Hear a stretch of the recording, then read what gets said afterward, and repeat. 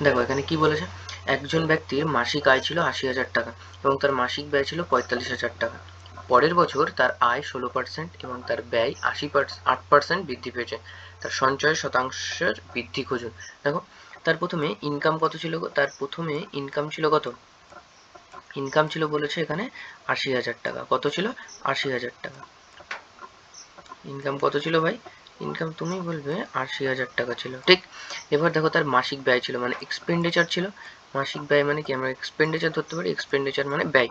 মাসিক ব্যয় কত ছিল? ৪৫,০০০ টাকা। মাসিক ব্যয় কত ছিল? ৪৫,০০০ টাকা ছিল।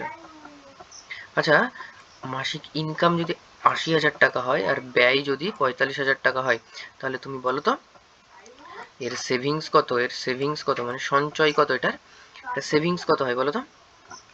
৩৫,০০০ টাকা সেভিংস হয় না? কত হাজার টাকা সেভিংস হয় গো? ৩৫,০০০ টাকা সেভিংস হয়, ঠিক। ঠিক বললাম, ৩৫,০০০ টাকা সেভিংস। এবার দেখো কি বলেছে, পরের বছর তার আয় ১৬% এবং ব্যয় ৮% বৃদ্ধি পায়। তাহলে আয় ১৬% বৃদ্ধি পায়।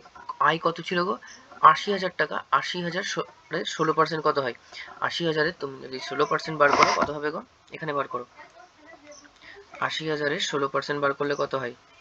দেখো ৮০,০০০ ১৬% বৃদ্ধি পায়, তার মানে কত?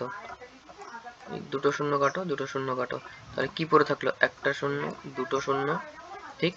৬ ৮ ৪৮-এর ৮ হাতে ৪, ৮কে ৮ আর ৪ ১২, তার মানে কত? ১২,৮০০ টাকা। আগে কত ছিল গো? ৮০,০০০ টাকা তার ছিল কি? আগে ৮০,০০০ টাকা ছিল তার, আগে ৮০,০০০ টাকা ছিল তার ইনকাম, আর এখন ইনকাম কত হলো? ১২,৮০০ টাকা বেরিয়েছে। তার মানে কত, কত হলো তার ইনকামটা? কত এখানে? ৯২,৮০০ টাকা হয়েছে। ৯২,৮০০ টাকা ইনকাম হয়েছে, ঠিক। ৯২,০০০। এবার কি বলছে? ব্যয় ৮% বৃদ্ধি পায়। আচ্ছা দেখো না, ৪৫,০০০-এর 8% বৃদ্ধি পায় তো ৪৫,০০০ এর 8% বাড়াও, 8% বার করো। ৪৫,০০০ এর 8% কত হয়? এই দুটো শূন্য, এই দুটো শূন্য কাটো, তাহলে কত হয়? শূন্য, ৫ ৮ ৪০-এর শূন্য, ৫ ৮ ৪০-এর শূন্য হাতে ৪, ৪ ৩২ আর ৪ ৩৬, মানে কত?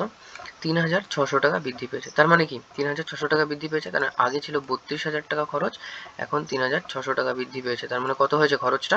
৩,৬০০ টাকা বৃদ্ধি পেলে ৪৮,৬০০ টাকা। তাহলে এক্সপেন্ডিচার কত হয়েছে? ৪৮,৬০০ টাকা, ঠিক। এবার দেখো কি বলেছে, তার সঞ্চয়ের শতাংশের বৃদ্ধি খুঁজুন, তাই তো? প্রথমবার সঞ্চয় ছিল কত গো ভাই? ৩৫,০০০ টাকা ছিল না সঞ্চয়? কত ছিল? ৩৫,০০০ টাকা সঞ্চয় ছিল, ঠিক। আর এখন সঞ্চয় কত? এখন ইনকাম ৯২,৮০০ টাকা আর খরচ ৪৮,৬০০ টাকা। তাহলে তুমি বলো তো এর সঞ্চয় কত? দেখো সঞ্চয় কত? শূন্য করতে শূন্য, দুটো শূন্য শূন্য, ৮-এর থেকে ৬ বাদ দিলে ২, ৮ থেকে ৬ বাদ দিলে কত? ২, ১২ থেকে ৮ বাদ দিলে ৪, হাতে কত? ১, ৪ আর ১-এ ৫, ৪, তাহলে কত হলো? ৪৪,২০০ টাকা। এটা কি হলো? ৪৪,২০০ টাকা কি হলো? এখনকার সেভিংস। তাহলে সেভিংস এর বৃদ্ধি কত হয়েছে এখানে? ৩৫,০০০ থেকে সেভিংস হয়েছে ৪৪,২০০, তাহলে কত বেড়েছে? ৯,২০০ টাকা বেড়েছে না? ৯,২০০ টাকা সেভিংস হয়েছে, তাই ৯,২০০ টাকা সেভিংস হয়েছে। এবার কতর উপরে বেড়েছে গো সেভিংসটা? ৩৫,০০০-এর উপরে বেড়েছে না? সেভিংস কতর উপরে বেড়েছে ভাই? ৩৫,০০০-এর উপরে বেড়েছে। তাহলে বলতো শতাংশের বৃদ্ধি কত? পার্সেন্টেজের বৃদ্ধি কত হবে? পার্সেন্টেজে কত? 100, পার্সেন্টেজে কত? 100। তাহলে এই দুটো শূন্য, এই দুটো শূন্য কাটো, এই শূন্য, এই শূন্য কাটো। এবার দেখো না ৫ দিয়ে যাবে, ৫ দিয়ে যদি কাটি তাহলে হয় ৭। এবার ৫ দিয়ে যদি কাটি, ৫-কে ৫, ৫ ৮-এ ৪০, ৪ ৫-এ ২০, ঠিক হলো? তাহলে ১৮৪/৭ হলো না? এবার তুমি যদি ১৮৪/৭-কে করো তাহলে কত হয় গো? ৭, ৭ ২ ১৪, ৪৪ হলো, ৪৪, ৬ ৭-এ ৪২, ৪২, ৪৪ ২, মানে ৭ দুখানি ১৪, ২৬.২। আছে কোথাও ২৬.২%? হ্যাঁ দেখো ২৬.29%, তাহলে আমার ২৬.২ অ্যাপ্রক্স ভ্যালু চলে আসে ২৬.29%। তো উত্তর কত আমাদের? ২৬.29%। ক্লিয়ার? বেশ।